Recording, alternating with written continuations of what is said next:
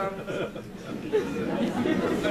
Maître Mons, bienvenue. Là-bas, vous avez la lourde responsabilité de clôturer les débats.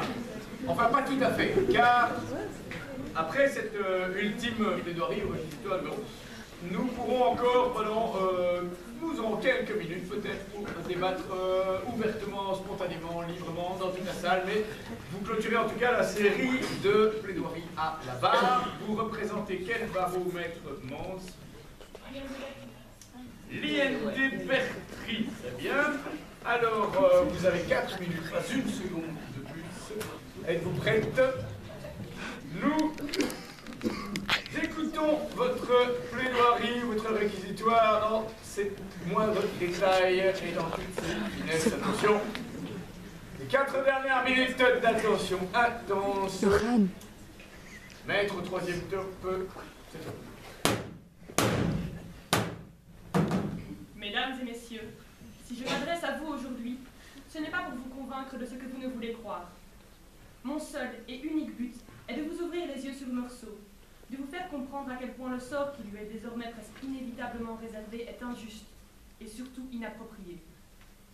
Je ne vous dirai pas qu'il n'a rien à se reprocher, car ce serait un mensonge, et je suis une partisane invétérée de la vérité. Je ne vous dirai pas non plus que vous devez fermer les yeux sur ces faits et gestes, car ils sont loin d'être anodins, et je vous demanderai encore moins de vous fier aveuglément à ce que je vais vous énoncer. Il ne s'agit que d'un avis parmi tant d'autres, et qui plus est, un avis humain.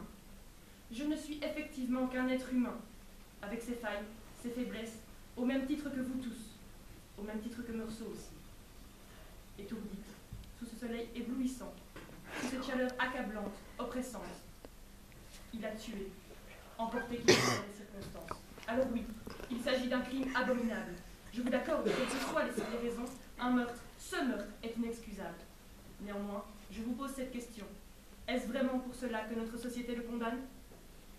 Il est vrai que Meursault est un homme au caractère atypique. Il est vrai que Meursault est un homme dont la perception du monde est singulière. Il est vrai que Meursault n'a pas pleuré sa mère. Il ne semble ressentir aucune culpabilité, aucun remords. Mais à nouveau, je réitère ma question.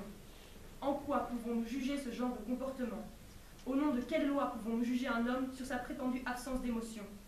Chaque homme doit être libre d'exprimer ses sentiments personnels à sa manière, sans être condamné s'il ne correspond pas à nos critères. Pleurer beaucoup ne signifie pas forcément aimer beaucoup. Il a passé la nuit à veiller sa défunte mère, il l'a accompagnée, comme un fils se doit de le faire. En excluant cet homme, c'est cette liberté essentielle, la liberté de penser que nous bafouons. Certains d'entre nous, j'en suis persuadée, se reconnaîtront davantage en lui lorsqu'ils réaliseront qu'eux aussi éprouvent parfois ce désintérêt soudain face au monde, ce besoin de détachement face aux faits difficiles de la vie, cette impression de vivre par procuration, l'envie d'être un simple spectateur, de participer de loin, très loin, de se contenter de tenir la caméra lorsque l'existence ressemble à un film tragique. Dans ces situations, lorsque nous taisons nos sentiments, lorsque nous n'exprimons pas nos émotions, nous sommes donc tous des Meursault. Nous nous ressemblons étrangement. Et pourtant, nous sommes des êtres humains libres et égaux.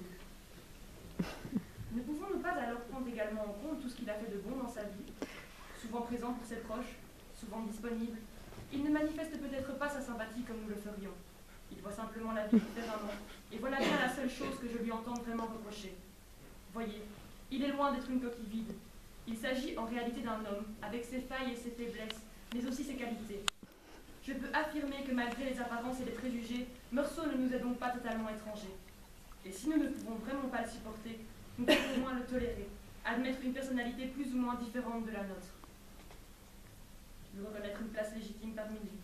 Je n'en appellerai pas à l'harmonie, la symbiose et à la communion, mais j'en appellerai à l'indulgence, la tolérance et surtout le respect d'autrui.